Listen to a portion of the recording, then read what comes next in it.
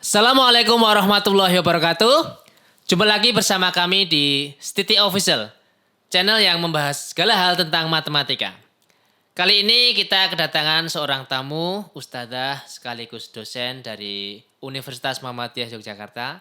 Beliau Ibu Erni Zuhriati. Assalamualaikum Ibu. Waalaikumsalam warahmatullahi wabarakatuh. Alhamdulillah ya. Terima kasih sudah datang ke podcast kami ya. Ye. Sekarang sibuk apa ini Ibu Nini ya? Ini saya manggilnya Ibu atau Mbak atau Ya, Mbak juga boleh. Ustadzah ya. Mbak juga boleh lah, biasanya Mbak Dini. Oh Mbak Nini, oh ya. Kebetulan Ya. agak sedikit formal ini. Je.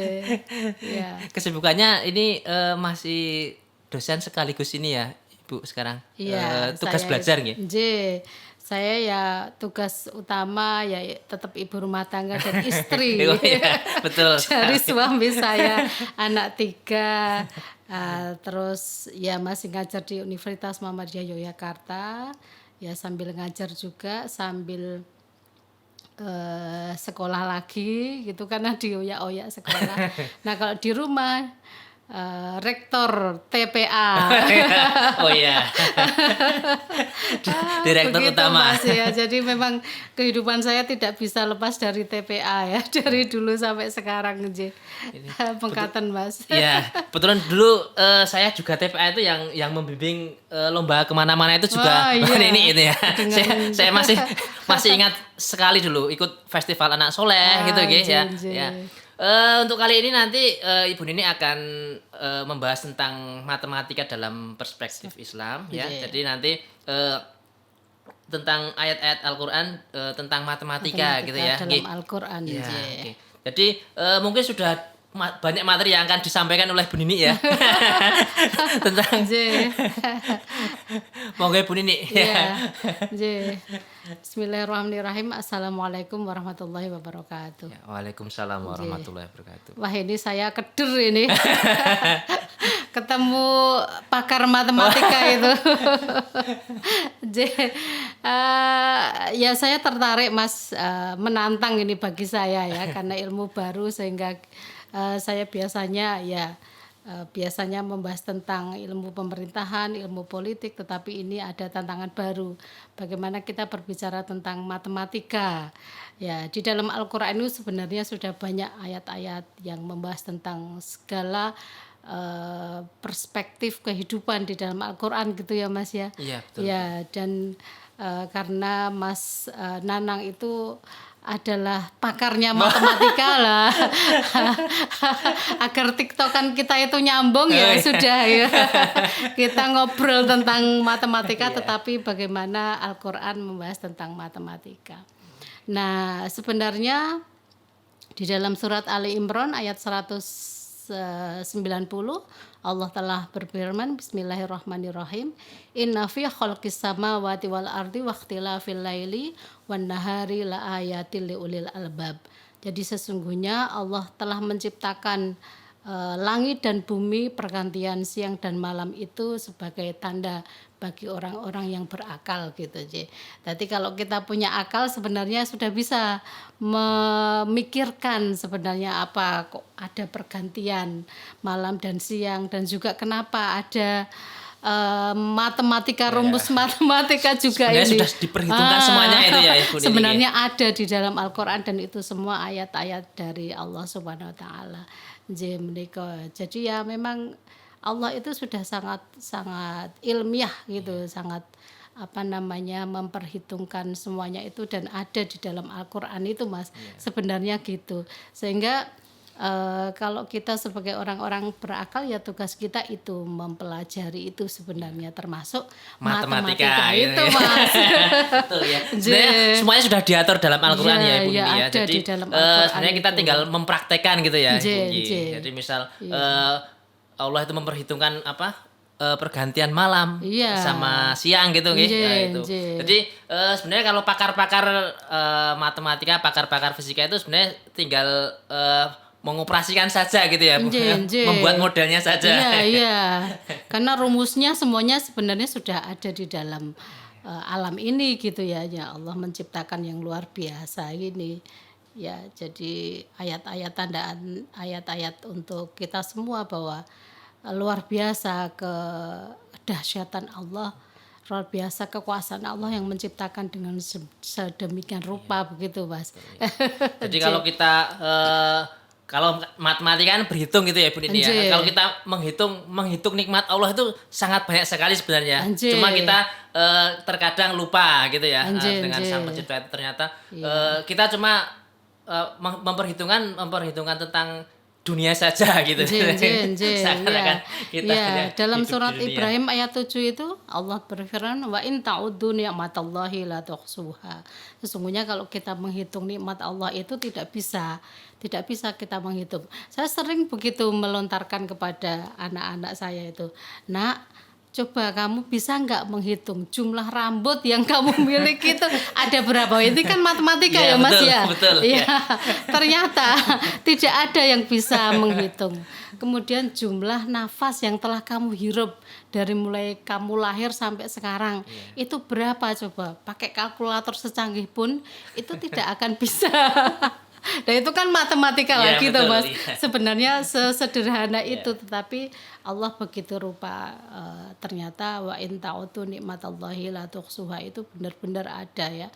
Jadi kekuasaan Allah dalam hal memperhitungkan sesuatu yang tanpa batas itu juga ternyata konsep matematika juga ya Mas ya. Betul, Yang J, ya, Karena semua yang dihitungkan itu sebenarnya matematika gitu ya. Tapi Anjir. matematika Allah itu sangat luar biasa. Karena kalau kita biasanya kan menghitung cuma berhingga itu ya Bu Nini. Kalau dalam Anjir, matematika misal anjir. hitungannya nih, 1 tambah 1 ya 2 gitu ya. Anjir, Tapi anjir. kalau matematika Allah ternyata beliau menciptakan Allah itu menciptakan sedemikian rupa itu sudah diperhitungkan. Oh kalau misal ini tuh pasti ada ininya gitu ya. Anjir, Ada anjir. ada misal sakit pasti ada obatnya gitu ya Bu Nini ya.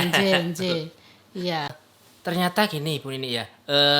Tokoh-tokoh cendekiawan itu untuk cendekiawan matematika ternyata kebanyakan itu malah dari cendekiawan muslim ya ternyata. Iya. Ya. Jadi ada kalau di Aljabar itu ada Al-Khawarizmi gitu ya. Kalau Iya, di matematika iya, itu iya. ternyata sebenarnya orang-orang muslim semuanya gitu ya. Jadi Anjir. sebenarnya memang matematika itu memang diaplikasikan gitu oleh Anjir. orang-orang muslim yang terdahulu gitu ya Bu Nini ya. Iya. Dulu memang Mas di abad pertengahan di Eropa memang sedang abad pertengahan ya. Nah, di Indonesia di dalam umat Islam, peradaban Islam malah mencapai puncak kejayaan pada waktu itu. Misalnya di tahun 712 itu Jabir Ibnu Hayyan itu lahir dan kemudian menjadi ahli di bidang penguapan, sublimasi, lalu kemudian kristalisasi di dalam kimia dan sebagainya itu. Lalu kemudian ada Avicenna. Avicenna itu merupakan bapak kedokteran modern ya Mas ya. Nah kemudian ada Al-Khawarizmi yang menciptakan optik dan sebagainya itu ya. Iya, kalau di matematika itu Iya, Aljabar itu. iya Aljabar ya. Iya. Ya Aljabar itu, Aljabir ya. Semuanya itu waktu itu memang para tokoh-tokoh ini luar biasa manajemen waktu. Saya sendiri juga bingung. Mereka itu ahli filsafat gitu Mas. Kemudian ahli agama gitu karena mereka basicnya itu hafid Quran semua dan mereka memang dasarnya pondasinya itu sebelum mereka mempelajari keilmuan itu mereka hafal Al-Qur'an dulu Mas. Nah, sampai ke remaja kemudian baru mereka mempelajari keilmuan itu. Dan mereka memang mengeksplorasi peninggalan Romawi pada zaman kejayaan itu. Sehingga mereka kemudian membuka kitab-kitab lama Romawi itu dan menemukan itu rumus-rumus matematika itu. Sehingga kemudian dieksplor lagi dan kemudian lahirlah itu yang menjadi cikal bakal peradaban modern itu. Luar biasa ini memang ya. Dan kita ya sebagai penerus sebenarnya ya Bisa merupakan lebih ini ya. tantangan ya, Iya, betul. bagi orang muslim bagaimana kemudian kita bisa mengeksplor kembali ayat-ayat kauniyah yang Allah telah begitu rupa ya ada di dalam Al-Qur'an itu begitu. Nah, ini Mas Nanang ini nanti yang melanjutkan Aljabar ini. Berarti Mas Nanang Aljabar nanti. Al-Kloroni nanti. Sebenarnya kalau orang-orang sekarang itu sebenarnya tinggal aplikasi saja gitu ya, Bu. Tapi kalau kita misal kita kilas balik ke belakang itu ternyata dulunya itu matematika itu penemuannya juga luar biasa gitu. Sampai orang-orang sekarang juga mungkin belum bisa mengungguli gitu ya orang-orang zaman dulu. Ya memang jadi memang dulu kejayaan Islam itu ada di ini ya, Bu. Ada di pas zaman apa itu? Zaman Daulah Abbasiyah, Mas. Ya. Daulah Abbasiyah itu dulu di Irak. Kalau sekarang Irak ya. Irak itu di Baghdad itu dulu puncak peradaban Islam, Daulah Abbasiyah. Mereka banyak sekali kemudian mengeksplorasi itu, Mas. Ilmu-ilmu yang ada di Romawi kuno yang kemudian makanya namanya Latin itu yang kemudian istilah-istilah Latin itu kemudian mereka translatekan ke bahasa Arab dan kemudian mereka menulis kitab-kitab itu. Misalnya Al-Qanun Fit-Tib itu yang kayak dalam ilmu kedokteran itu ya yang sekarang menjadi buku babonya ilmu kedokteran itu ternyata ya luar biasa ini. Para filosof dan cendekiawan Muslim ini. Kalau di Indonesia mungkin ini ya Ibu ini ya. Kalau yang mengarahkannya tapi bukan di matematika sih, seperti Wali Songo gitu ya. Kalau bisa dia ngarahkannya jadi kalau dulu kan di Roma itu menggunakan bahasa Romawi agar untuk peradaban penyebaran agama gitu ya. Nah, kalau di Indonesia mungkin Wali Songo gitu ya. Iya, yang mengeksplor ya itu. Dan di Indonesia sebenarnya banyak juga ya ilmuwan-ilmuwan Muslim yang kemudian bisa menjadi semacam seorang Muslim tetapi mereka mengkaji keilmuan misalnya B.J. Habibie ya yang paling terkenal itu yang menjadi manusia tercerdas sedunia itu ya. Ini Mas Nanang silakan nanti ditunggu tanggal mainnya ini Mas Nanang gitu. Ya, amin gitu. Jadi sebenarnya kalau kita bicara tentang konsep-konsep matematika itu sebenarnya kita Ibu ini sudah punya patokan gitu ya, sudah punya patokan tokoh-tokoh cendekiawan Muslim gitu ya. Jadi di Islam itu kan juga sebenarnya konsep matematika juga sudah banyak ya dicantumkan dalam Al-Qur'an ya. Ada itu Mas. Misalnya yang pertama itu penjumlahan Mas. Konsep penjumlahan ini Mas Nanang ini yang bisa yang ahlinya ini. Gimana Mas konsep penjumlahan itu sebenarnya itu? Ya ini yang paling sederhana ya. Ini ternyata ada di dalam surat Al-Kahfi ayat 25 yang berbunyi walabithu fi kahfihim salasal mi'atin sinina wazdadu tis'an. Jadi dan mereka tinggal dalam gua selama 300 tahun dan ditambah 9 tahun. Nah, ini kan menceritakan tentang Al-Kahfi ya. Nah, ini Mas Nanang kan dulu ikut lomba itu ya. Pemuda Kahfi itu ada lagunya itu.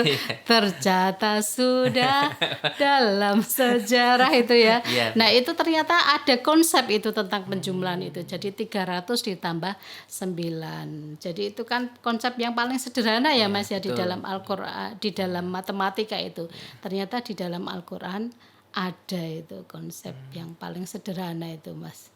Ya ini jadi ya ini tugas kita untuk membongkar mindset tentang matematika itu Mas, yang matematika itu sulit, matematika itu jadi apa ya, kalau kamu nggak bakat matematika itu nggak bakalan bisa gitu, padahal sesederhana itu sebenarnya matematika itu. Karena sebenarnya semua mata pelajaran, semua yang kita pelajari itu sebenarnya membutuhkan matematika Ibu ya. Jadi tapi mindset orang tua atau mindset orang-orang zaman dulu itu masih menganggap kalau matematika itu medeni gitu ya. Lah itu kira-kira seperti apa solusinya itu sampai sekarang juga saya masih bingung itu mengubah mindset bagaimana caranya. Ya sebenarnya kita perkuat ya sebenarnya ketika kita masih kecil itu orang-orang tua kita sudah mengatakan bahwa ini loh misalnya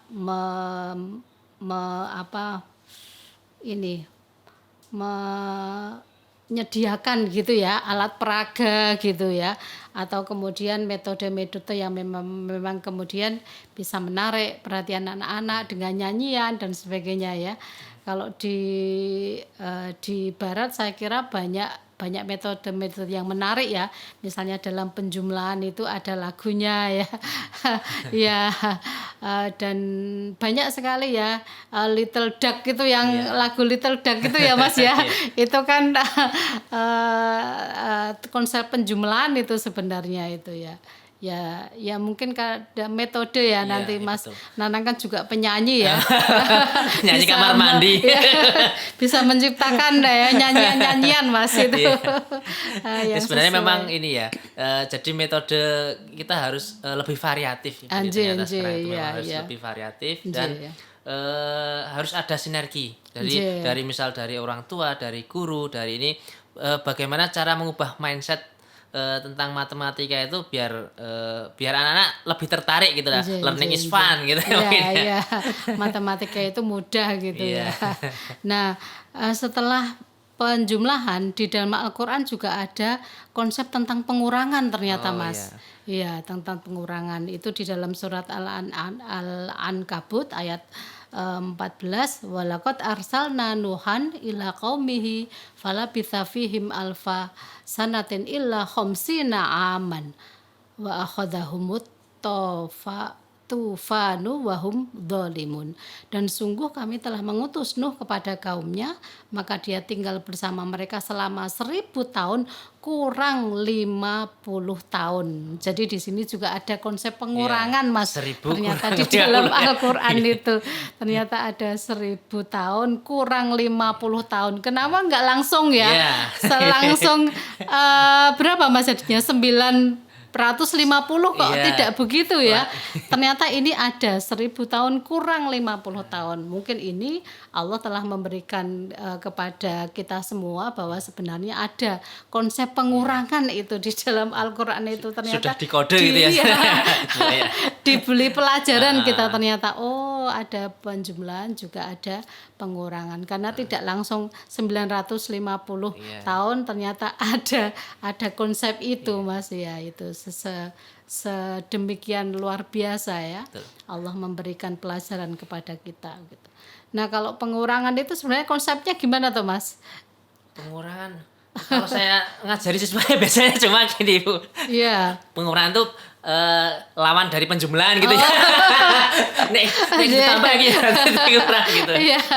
Cuma memang sudah dari dulu-dulu itu sebenarnya di Al-Qur'an sudah ada gitu ya mungkin ya. Cuma kita kurang ini ya. Jadi sebenarnya kurang ya saya sendiri lah. Jadi self reminder tentang, jadi memang kita harus mengkaji lebih jauh tentang Al-Qur'an karena semuanya ada di dalamnya gitu ya. Dan kita saya juga kalau Al-Qur'an itu biasanya cuma membaca, kurang memahami lah. Ternyata terjemahnya itu atau intinya lebih ini ya, lebih mendalam gitu ya. Pokoknya asik sekali Mas kalau mentadabur satu ayat saja itu baru tentang konsep ya. Belum lagi tentang nanti tata bahasa, belum lagi nanti tentang sastra. Pokoknya asik sekali ya. Kita mempelajari Al-Qur'an itu luar biasa nikmatnya gitu. Nah, apalagi ini tokoh-tokoh matematika nanti bisa lah ayat-ayat itu nanti digali lagi dan sebenarnya lebih kemudian membuat kita kemudian tertarik ya untuk mempelajari matematika itu seperti apa gitu. Nanti semoga nanti Mas Nanang bisa itu menggali lebih eksplor lagi, lebih dalam lagi tentang metode-metode yang mungkin bisa lebih atraktif lagi gitu ya. Paling tidak bisa ini ya, mengenalkan ke anak-anak didik gitu ya Bu ya. Karena selama ini kan kebanyakan anak-anak itu tahunya matematika ya kayak gini gitu lah. Jadi nggak tahu asbabun nuzulnya. Ternyata memang semuanya itu sudah diatur dalam Al-Qur'an sebenarnya. Ternyata ngaji itu bukan hanya sekedar ngaji sampai kemudian bisa mengetahui tajwidnya, hurufnya. Ternyata ngaji matematika itu juga ngaji Al-Qur'an, tentang Al-Qur'an, kan begitu ya. Iya, Jadi kalau kita mempelajari matematika itu ternyata juga mempelajari din, mempelajari agama gitu ya. Karena selama ini kan ada dikotomi ya Mas Iya, ya. betul. Kalau matematika, kalau fisika, tentang kimia, tentang apa politik itu ilmu umum. Kalau yang tentang fikih, tentang apa itu namanya itu tafsir, tentang hadis itu ilmu agama. Padahal ternyata di dalam Al-Qur'an tidak ada dikotomi itu. Semuanya itu bisa dan ya harus kita pelajari. Wajib ya hukumnya ya, Bu, Iya, sebenarnya. ternyata karena ada Karena di buat dalam pegangan Al-Qur'an. kita sebenarnya ya. Anje. Seperti apa kita harus menjalani hidup itu sebenarnya sudah diatur gitu Iya, ya. Bu, ya. anje. Iya. Yaitu yang dinamakan matematika Allah gitu ya. Bu. Itu yang sesederhana itu. Iya. Sebenarnya masih banyak konsep yang lain, Mas. Ada tentang kali, tentang kemudian ada tentang himpunan gitu juga ada Mas di dalam Al-Qur'an itu. Ada ya sekitar 20 konsep bahkan mungkin lebih ya kalau kita eksplor ya ternyata ada di dalam Al-Qur'an itu. Dan itu semua kemudian seharusnya membuat umat Muslim itu sebenarnya bahwa ini sebuah tantangan dan petunjuk Allah bagi kita semua. Marilah kita karena itu ya kita sebagai seorang muslim wajib bagi kita untuk mempelajari apa yang ada di dalam Al-Qur'an. Jadi sebenarnya kalau konsep-konsep dasar matematika itu dalam Al-Qur'an banyak sekali itu ya. Bu. Jadi tadi ada penjumlahan, ada pengurangan, ada perkalian dan di konten pertama itu saya sebenarnya pernah membahas konsep pembagian Bu ini. Jadi ternyata pembagian itu kan kalau kita pembaginya yang di bawah itu semakin kecil yang kita bagi itu kita apa memang dapatnya banyak itu terus misal dibagi dengan 0 atau seakan-akan kalau kita misal mempunyai banyak barang gitu ya kita bagi 0 itu artinya kan kita nggak kita perlihatkan kita membaginya ya. Itu ternyata hasilnya kan tak terdefinisi gitu ya Bu. Iya. Itu di konten pertama saya pernah bahas itu juga sih ya. Jadi mungkin tidak terhingga tidak terhingga ya. Iya. Jadi tadi memang di konsep-konsep dasar matematika itu memang dalam Al-Qur'an sudah banyak sekali gitu Bu ini ya. Jadi selain ini Ibu ini selain penjumlahan pengurangan ada lagi Mas itu yang tentang pecahan ternyata. Oh, pecahan. Bilangan pecahan itu ada itu di dalam surat Al-Muzammil ayat 20 itu Allah Subhanahu wa taala telah berfirman inna rabbaka ya'lamu annaka taqumu adna min thulutsayil laili wa nisfahu wa thulutsahu wa ta'ifatum minal ladzina ma'ak. Yang artinya sesungguhnya Tuhanmu mengetahui bahwa engkau Muhammad berdiri sholat itu kurang dari 2/3 malam atau 1/2 malam atau sepertiganya dan demikian pula segolongan dari orang-orang yang bersamamu. Jadi ini kan konsep pecahan Mas. Jadi malam itu Nabi Muhammad itu kan ketika melaksanakan sholat tahajud ya ini kan dalam surat Al-Muzammil ini kan Allah memerintahkan pertama kali bagi Nabi Muhammad setelah turun wahyu pertama kalinya yang perintah yang kedua adalah kumil laila illa qalila. Kamu sholatlah tahajud di malam ya di waktu malam hari. Sholat tahajud itu adalah sholat yang dikerjakan setelah kita tidur gitu. Nah, yang dikerjakan oleh Nabi Muhammad itu adalah kurang 2/3 malam. Jadi 2/3 gitu ya Mas ya. 2/3 ya. Itu kan konsep pecahan loh Mas. Kalau nggak belajar tentang pecahan cuma pas akhir malam gitu ya. Ternyata bisa 2/3. 2/3. Jadi 2/3 itu kalau Nabi Muhammad itu yang mengerjakan dari mulai jam 11 sampai menjelang fajar. Itu kan 2/3. Ya, itu makanya Nabi Muhammad itu kalau sholat tahajud kan sampai kakinya bengkak Mas. Saking lamanya, saking khusyuknya dan saking Ya itu lamanya dari jam 11 coba. Kalau kita paling ya berapa jam ya? Apalagi kalau ayatnya kulhu, kul itu ayat favorit itu. Nabi Muhammad itu mulai dari 2/3 itu kan konsep pecahan itu sebenarnya. Lalu atau 1/2 malam. 1/2 malam itu 1/2. Jadi setengah malam itu mulai jam 1 sampai fajar itu. Atau 1/3-nya, 1/3. Nah ini yang biasa kita laksanakan biasanya itu 1/3 malam itu. Ya mulai jam 2 sampai jam 3 dan sebelumnya. Ini kan konsep pecahan sebenarnya yang ada di dalam Al-Quran itu. Nah kita selama ini ya hanya tahu bahwa oh ini Al-Muzammil. Oh ternyata ini hanya ayat tentang perintah sholat tahajud ya. Tanpa kita tahu sebenarnya di sana ternyata ada konsep matematika luar biasa ya. Ya itu ya. Dan kalau kita mempelajari banyak sekali konsep yang ada di dalam Al-Quran, mungkin nanti 1 bulan nggak selesai Mas mempelajari itu. Memang sebenarnya semua sudah diatur dalam Al-Quran itu. Ya, ada di dalam Al-Quran itu. Jadi ilmu perhitungan gitu itu semuanya sudah dicantumkan. Jadi ada tadi penjumlahan, pengurangan, perkalian, pembagian, pecahan. Tapi kita nggak sadar gitu ya. Dari dulu nggak sadar. Saya yang belajar matematika juga, ternyata ini baru buka, ini ternyata semuanya memang sudah diatur dalam Al-Quran oleh Allah gitu ya. Ya, terima kasih Bu Nini atas kehadirannya. Semoga ilmunya bermanfaat, bisa untuk menebar kebaikan. Oke, terima kasih teman-teman semuanya. Sampai jumpa kembali di konten berikutnya Stiti Official, channel yang membahas segala hal tentang matematika. Jangan lupa untuk teman-teman selalu like, subscribe, komen, dan share ke teman-teman semuanya agar konten berikutnya bisa selalu bermanfaat dan bisa menebar kebaikan. Akhirul kalam dari saya. Bila taufiq wal hidayah. Wassalamualaikum warahmatullahi wabarakatuh. Waalaikumsalam warahmatullahi wabarakatuh.